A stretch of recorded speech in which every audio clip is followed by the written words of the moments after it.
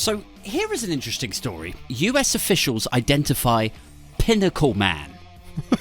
Not Superman, not Batman, Pinnacle Man. I don't know what sort of superpowers you need to become Pinnacle Man. Almost 5 decades after he was found frozen in a cave. In 1977, 2 hikers stumbled across a frozen body. For decades, the individual went unidentified. Until last week. Look at him. Handsome fella. I'm going to say, like, when they say Berkshire County like that, it sounds American, doesn't it? In Berkshire County, you know, because they stole all of our place names. But Berkshire County could be here also. You know, I'm from Berkshire originally. From Berkshire County, and they finally identified him. Do they mean America? Do they mean the UK? If we're going by the guy's teeth, or the artist impression, I'm going to say it's a Brit. But the fact it says Albany, Berkshire County, it makes me think it's probably American. American with British teeth. Do you think there's such a thing as Americans with bad teeth? Those pretty bastards. Must be awkward if you're American and you have, like, British teeth. That must be like being a black guy with a tiny penis. It says, officials have identified the Pinnacle Man almost 5 decades after his body was discovered,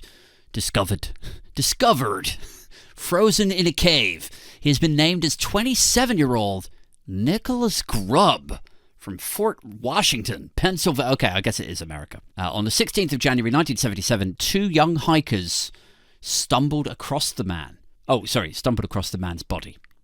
It was one of the town's coldest months on record, and the body was, according to the newspaper at the time, frozen solid. Despite initial efforts, the body was never claimed. I mean, the way that they write these things, like, the body was never claimed. Like, it makes it sound like, hey, that's my body.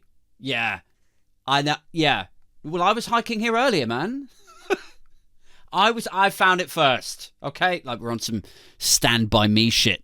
But after 47 years, the individual found frozen in the cave has finally been identified. A nameless figure in a long-forgotten case. He continued, today I'm honoured to announce that through the unyielding determination of federal, state, and local agencies, I mean, that is some serious collaboration there. That is when all of these agencies that often come off as disjointed, arrogant, siloed, underfunded, hectic, chaotic, incompetent, they've all come together, guys. And they've proven us all wrong.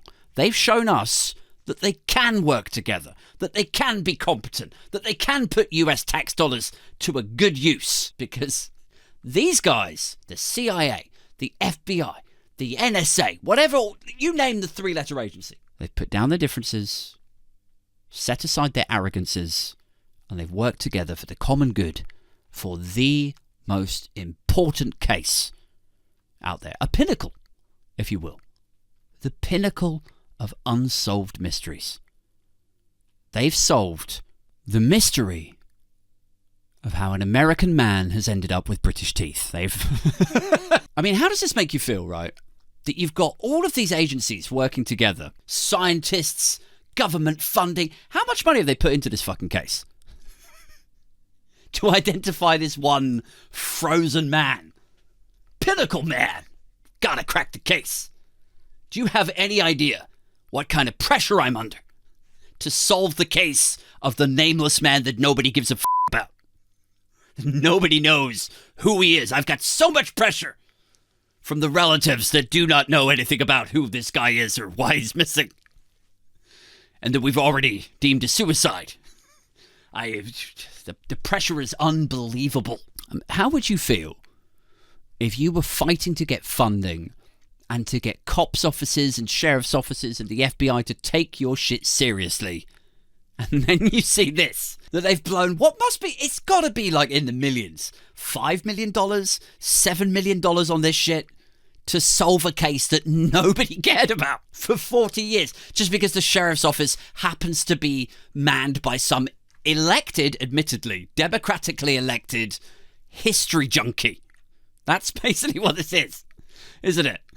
The local sheriff or the local cop or superintendent or, you know, whatever, is just going to be a guy who's watched too much fucking History Channel and Unsolved Mysteries.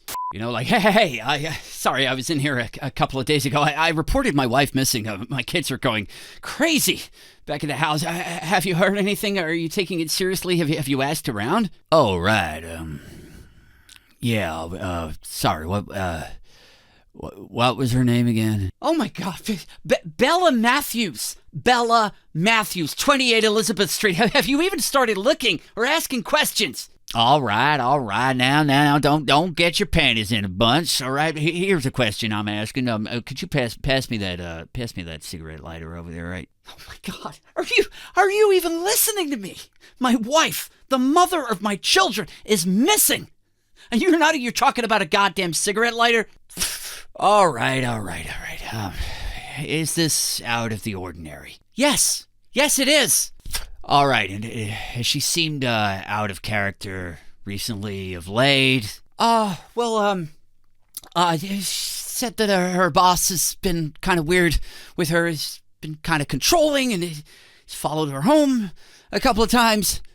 Right, so her boss and her have got some little thing, and he's walked her home to your place a couple of times. What, they work late, or sometimes they work, but he hasn't walked her home. He's followed her home. All right, look, it sounds to me like your wife is probably fucking her boss. She's probably gone away to a motel for a couple of days. Just let her fuck the guy, get it out of her system. She'll be back before you know it. Jesus Christ, what is wrong with you? You're supposed to investigate. Have you ever investigated anything in your life? All right.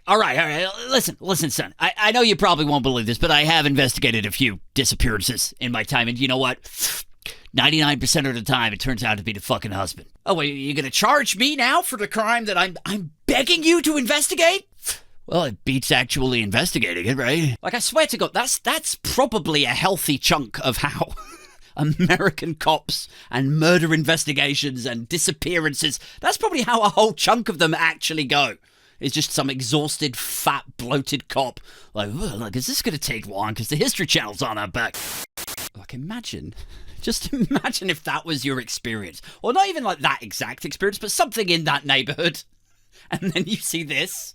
These millions of dollars being funneled into solving this mystery that nobody cares about. Nobody missed this man for decades. And you're like, we got to solve this. We got to crack this case. How would you feel if you were like, I don't know, some suburban mom, and you were like, yeah, it's interesting that you've put all those resources, not even from this department, but from all the neighboring agencies. It's really inspiring to see how hard you've all worked to crack this case. Could I just ask, my husband went missing in 1993. And you never even called me. I gave you one statement, and I never so much as got one call back. Apart from a week later, when one of your deputies swung by to ask me out on a date. Asked me how I was enjoying the single life. Told me they had some new information. Took me down to the police station, put me into an interview room where they said, hey, devastated, exhausted, sobbing, inconsolable widow, are you drinking on the job? Because you're really making me want to break the penal code. All right. That's what they did to me. That was the protecting and serving that they offered to me. And you never even called me back about my husband. All right, so it's lovely, it's heartwarming to hear that you have funneled literally millions of dollars into solving this case. That is good stuff. You guys must be really proud.